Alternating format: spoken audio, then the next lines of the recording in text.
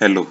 Thermodynamics की अब तक की वीडियोस में हम लोगों ने देखा जूल थॉमसन इफेक्ट, फिर उसके लिए जूल थॉमसन इफेक्ट के लिए प्रैक्टिकल एनालिसिस करा, एक्सपेरिमेंट कैसे होते हैं उसका, इन्वर्जन टेम्परेचर देखा और थर्मोडायनेमिक्स के लॉज देखे, थर्मोडायनेमिक्स से रिलेटेड सिस्टम सराउंडिंग सारे टर्म्स देखे और इंटेंसिव प्रॉपर्टीज एक्सटेंसिव प्रॉपर्टीज देखा, heat capacity at constant pressure constant volume देखा, एंथैल्पी देखा और भी बहुत सी चीजें देखी। हेस लॉ ऑफ हीट समेशन देखा। आज है हमारा किर्चॉफ्स इक्वेशन। किर्चॉफ्स इक्वेशन भी मोस्ट इंपोर्टेंट है और इस सिलेबस में दिया हुआ है। और बाकी चीजें जैसे इंटेंसिव प्रॉपर्टीज एक्सटेंसिव प्रॉपर्टीज इसमें मैं थोड़ा और ब्रीफ में बाद में पढ़ाऊंगा, लेकिन मैंने एक जनरल आइडिया सबके बारे में दे दिया है। आप लोग चाहो तो सिलेबस में भी देख सकते हो, थर्मोडायनेमिक्स के यही चीजें मिलेंगी जो मैं पढ़ा रहा हूँ। किर्चॉफ्स इक्वेशन क्या होता है? टेम्परेचर डिपेंडेंसी इक्वेशन है एंथैल्पी चेंज की। मतलब कि टेम्परेचर पे डिपेंड करने वाली equation enthalpy change. Enthalpy change हमारे टेम्परेचर पे डिपेंड करती है, उससे रिलेटेड एक इक्वेशन दी गई है। अब एंथैल्पी चेंज क्या होता है? हमारी रिएक्शन की एक पर्टिकुलर टेम्परेचर में कांस्टेंट रहती है। जो एंथैल्पी चेंज है, चेंज इन एंथैल्पी है, वो एक पर्टिकुलर टेम्परेचर पे तो कांस्टेंट रहेगी, मतलब कि वो चेंज नहीं होगी किसी भी रिएक्शन के लिए। Enthalpy change of a reaction at particular temperature remains constant. लेकिन अगर हम लोग टेम्परेचर को कम कर दे, ज्यादा कर दे, वेरिएशन कर दे उसमें, तो क्या हो जाता है? कह रहे change in the value of enthalpy change. Enthalpy change अब जिसको हम लोग एच से दिखाते हैं एंथैल्पी को, तो उसका चेंज किससे दिखाएंगे? चेंज इन एंथैल्पी किससे दिखाएंगे? फाइनल माइनस इनिशियल या जो भी उसका फॉर्मूला होगा, डेल्टा एच से दिखाएंगे ना। तो डेल्टा एच से क्या हो जाएगा हमारा? Enthalpy change. वो चीज तो बात की बात है कि हम लोग को एंथैल्पी चेंज निकालना कैसे है। वैल्यू पॉजिटिव में निकालनी है। अगर फाइनल की ज्यादा है इनिशियल की कम है, तो फाइनल माइनस इनिशियल ही तो करेंगे, तभी तो वैल्यू पॉजिटिव आएगी एंथैल्पी चेंज की। अब एंथैल्पी चेंज क्यों हुआ? टेम्परेचर के वेरिएशन के साथ कैसे हुआ? उसी के लिए आई हमारी एक किर्चॉफ्स इक्वेशन।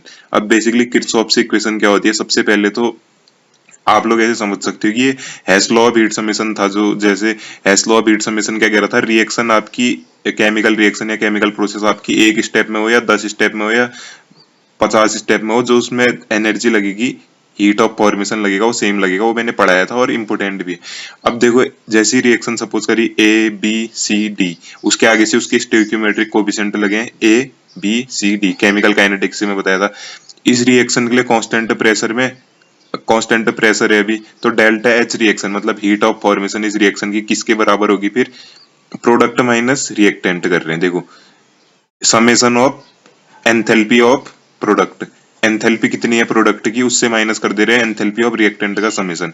अब देखो डेल्टा एच रिएक्शन क्या हो जाएगा? फिर अब हमारा प्रोडक्ट में क्या गया है? सी और डी, तो क्या हो जाएगा? सी आगे से आएगा एच सी, मतलब कि enthalpy of formation of product C, plus D आगे से उसका कोएफिशिएंट लगा हुआ है H D, enthalpy of formation of D. फिर माइनस करना है किसको?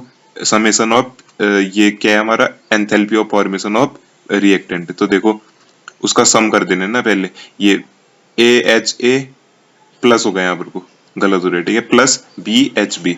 अब देखो इस इक्वेशन को अगर हम लोग डिफरेंशिएट कर रहे हैं तो कैसे डिफरेंशिएट हो सकते हैं? देखो, ये देखो, D delta H reaction upon में क्या हो जाएगा? D T. टेम्परेचर के रिस्पेक्ट में कर रहे हैं, बोल रहे टेम्परेचर के रिस्पेक्ट में, जैसे हम लोगों ने पहले भी करा था, तो सब जगह डी अपॉन में डी टी कर दोगे। तो देखो, D delta H reaction upon में डी टी, टेम्परेचर है डी टी। अब ये देखो, सी एच सी वैसा का वैसा ही रहेगा, उसके आगे से क्या लगा देंगे? डी लगा देंगे एच सी के आगे से, अपॉन में डी टी, डिफरेंशिएट कर रहे हैं ना तब। और ये डी तो पहले से था, डी एच डी अपॉन में डी टी, ऐसा ही हो गया, डी एच डी अपॉन में डी टी। अब फिर माइनस, फिर क्या होगा? A D H A, differentiation of H A upon में डी टी, वो हो जाएगा ये एच ए अपॉन में डी टी। फिर प्लस प्लस, मैंने कहा था साइन गलत हो रहा है, प्लस हो गया यहाँ पर को, plus B D H B upon में डी टी, ये हो जाएगा। अब देखो ये इक्वेशन लिखिए। अब इस इक्वेशन को मैं कैसे करके लिख सकता हूँ? देखो, ये है हमारा D delta H reaction upon में डी टी। अब हम लोगों ने पढ़ा था कौन सा पढ़ा था? Molar heat capacity at constant pressure वाला पढ़ा था, molar heat capacity at constant pressure. तो देखो क्या हो जाएगा? Enthalpy of formation of C upon में टेम्परेचर है, तो क्या हो जाएगा? सीपी। ये पहले पढ़ा था, CP CV, molar heat capacity at constant pressure और वॉल्यूम। तो ये उसका फॉर्मूला, सी तो बाहर वैसा का वैसा ही रहेगा, वही उतार दिया।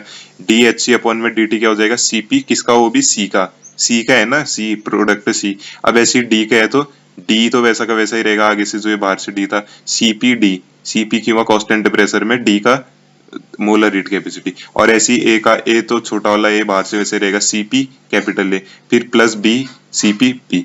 अब इसको मैं क्या लिख सकता हूँ, इसको सी और डी के हमारे प्रोडक्ट हैं, ये छोटा सी देखो, ये छोटा डी देखो, बड़ा डी मतलब, तो ये क्या हमारे प्रोडक्ट हैं, तो इसको मैं क्या लिख सकता हूँ, समेशन ऑफ, सम हो रहे हैं ना प्लस हो रहे हैं, तो समेशन ऑफ सीपी प्रोडक्ट मतलब कि molar heat capacity of product minus summation of molar heat capacity of reactant, और ये तो वैसा का वैसा ही रहेगा।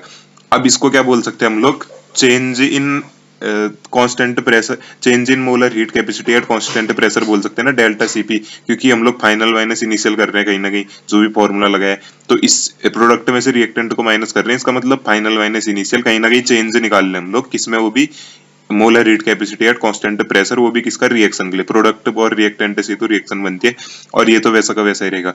अब हम लोग क्या कर सकते हैं इसको, अगर हम लोग क्या करेंगे, डिफरेंशिएट करेंगे इसको, मतलब इंटीग्रेशन करेंगे कहां से, डेल्टा H1 से H2 तक, तो क्या बन जाएगा, डी डेल्टा H रिएक्शन, और क्या हो जाएगा यहाँ पर को डेल्टा Cp रिएक्शन, और ये जो dt इसके अपॉन में था, ये यहाँ जाएगा तो मल्टीप्लाई में हो जाएगा, और dt को अगर मैं वो करूँ, इंटीग्रेट करूँ कहां से, T1 से T2 तक, तो देखो अब क्या फॉर्मूला बनेगा हमारा, इसके लिए क्या हो जाएगा फिर, डेल्टा H2 सीधे सीधे लिख दोगे, डी हटा दोगे, delta H2 minus delta H1 formula होता है वो तब करे, डेल्टा Cp रिएक्शन तो कांस्टेंट है क्योंकि वो ऊपर भी निकाल लगे, वो तो जितनी वैल्यू दी होगी, ये देखो लिखा भी है, डेल्टा Cp जो है हमारा molar heat capacity change at constant pressure is equal to, is constant for small temperature range, temperature की जो रेंज है, और टेम्परेचर T2 माइनस T1, जैसे यहाँ delta H2 minus delta H1 करा था वैसे ही कर दोगे, और सिमिलरली एट कांस्टेंट वॉल्यूम, तो कांस्टेंट वॉल्यूम में क्या हो जाएगा, H की जगह क्या आ जाएगा हमारा, डेल्टा E, जिसको आप लोग इंटरनल एनर्जी चेंज बोल सकते हो, तो delta E2 minus delta E1,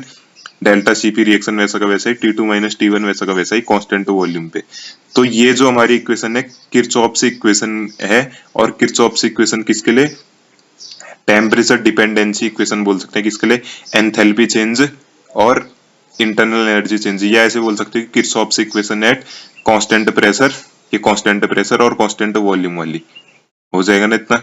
यहाँ पर को थोड़ा सा सीवी रिएक्शन होगा जहां तक मेरे को लग रहा है, सीवी, क्योंकि ये तो कांस्टेंट प्रेशर की मोलर हीट कैपेसिटी ने, कांस्टेंट वॉल्यूम वाली सीवी होगा, यहाँ गलत हो रहा है, एक बार थोड़ा आप लोग के पास बुक है तो उसमें देख सकते हो, इधर बस इतना छोटा सा गलत, कहीं ना कहीं मिस्टेक तो ही जाती है छोटी मोटी, ये तो नेग्लेक्ट कर सकते हो। अब देखो हम लोगों का अगला टॉपिक है work done during isothermal reversible expansion of an ideal gas, work done during isothermal reversible expansion of an ideal gas. अब इसको हम लोग देखने की कोशिश करेंगे, तो सबसे पहले तो वही चीजें लिख सकते हो, यहाँ तक का पूरा फॉर्मूला भी निकाल सकते हो जो प्रीवियस करा था हम लोगों ने, वर्क क्या होता था, फोर्स इनटू डिस्प्लेसमेंट, फिर प्रेशर वॉल्यूम वर्क के लिए निकाली था फॉर्मूला। तो सबसे पहले क्या करोगे, एक आइडियल गैस को सपोज करोगे एक सिलेंड्रिकल बॉक्स में, जहां 1 मोल आइडियल गैस फिट है फ्रिक्शनलेस पिस्टन के साथ, जिसका cross sectional area capital A है। तो इनफाइनाइट सिमिली स्मॉल एक्सपेंशन के लिए इनिशियल स्टेट में हम लोग वर्क डन कैसे निकालेंगे, ये फॉर्मूला निकाला था प्रीवियस, बहुत बार बता दिया, 1-2 बार। तो पी एक्सटर्नल हमारा किसके बराबर होता है, अंदर का प्रेशर माइनस डीपी, बाहर का प्रेशर कितना है वो किसके बराबर होगा, अंदर का प्रेशर कितना है उसमें से जितना प्रेशर का चेंज करा हम लोगों ने, छोटा है चेंज, तो पी एक्सटर्नल की जगह इस जगह में ये रख सकता हूँ, पी माइनस डीपी, माइनस पहले से ही है, डी डब्ल्यू वैसा का वैसा ही उतार दो, माइनस पहले से है तो ब्रैकेट में पी माइनस डीपी कर दोगे, और डीवी तो वैसा का वैसा ही है ऊपर का, डी डब्ल्यू वैसा का वैसा ही रहेगा, माइनस पी, अब ये माइनस पी पहले डीवी से मल्टीप्लाई हुआ, इधर ये माइनस पी पहले इस डीवी से मल्टीप्लाई हुआ है, इधर इधर ये डीवी से मल्टीप्लाई हुआ तो माइनस पी डीवी हो जाएगा, और फिर ये plus minus minus plus DP वैसा का वैसा ही रहेगा ये वाला, और डीवी ये वाला डीवी प्रेशर और वॉल्यूम वाला।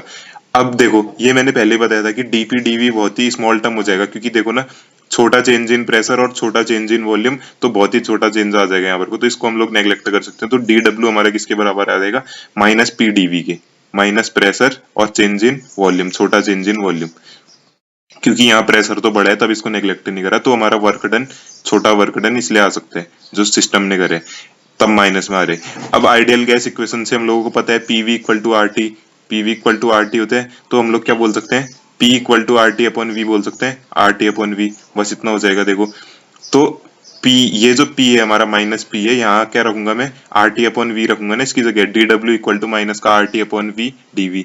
देखो अब D W equal to minus का आर टी डीवी अपॉन में वी, अब डीवी अपॉन में वी क्यों करे, क्योंकि इसको वॉल्यूम को कहीं ना कहीं इंटीग्रेशन करने के लिए। अब देखो क्या होगा, इक्वेशन सेकंड हमारी क्या बताती है, वर्क डन, इसको भी बोल सकते हो तुम लोग work done equation for infinitesimally small expansion. Expansion ही तो कर रही है गैस, उसी का तो वर्क डन है, बस वॉल्यूम वाले टर्म्स में लिख रखे है और थोड़ा गैस कांस्टेंट और टेम्परेचर के टर्म्स में।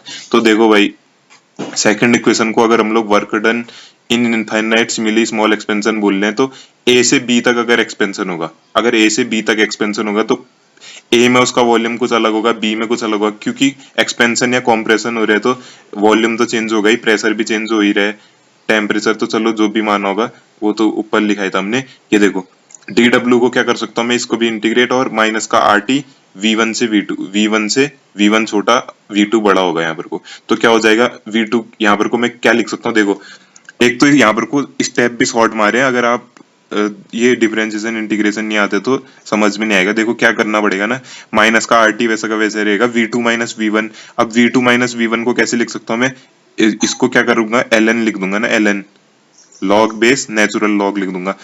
W वैसा का वैसा ही रहेगा, कांस्टेंट था तो वर्क इस पे डिपेंड कर रहा है तो W वैसा का वैसा ही रहेगा, कैपिटल W माइनस का R T ln V2 final minus V1, V2 minus V1। अब V2 माइनस V1 को V2 अपॉन V1 भी तो लिख सकता हूँ, एक ही बात है, कुछ भी लिखो।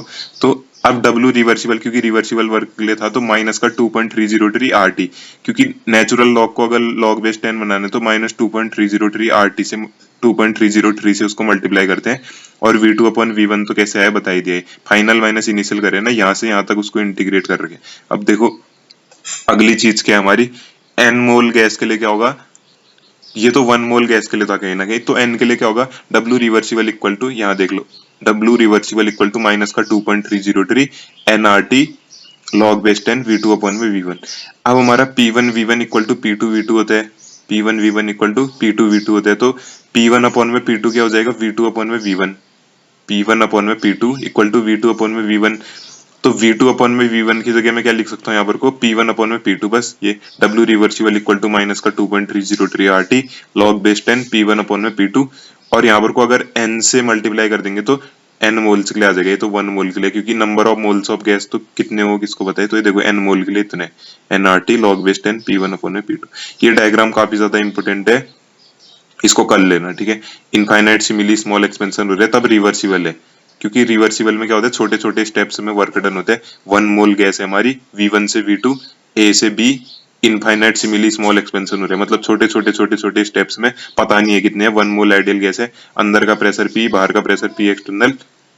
आई होप की तो आप लोगों को समझ में आएगा क्या था हमारे work done during an isothermal, temperature constant है, work done during isothermal, reversible expansion of an ideal gas, और किरचॉफ्स इक्वेशन।